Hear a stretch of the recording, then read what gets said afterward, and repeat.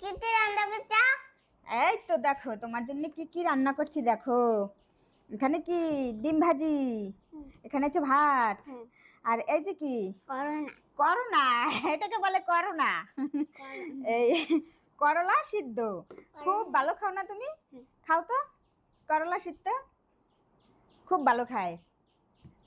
আর এই যে এখানে কি আছে দেখো, এখানে আছে একদম ডিমালা শিং মাছ দিয়ে বরবটি আলু, দেখছো? তুমি পছন্দ করো না? হুম। আর এখানে কি আছে, এখানে আছে কচুরলতি দিয়ে মাছ, তবে কচুরলতিটা আমার খুব পছন্দের। এই যে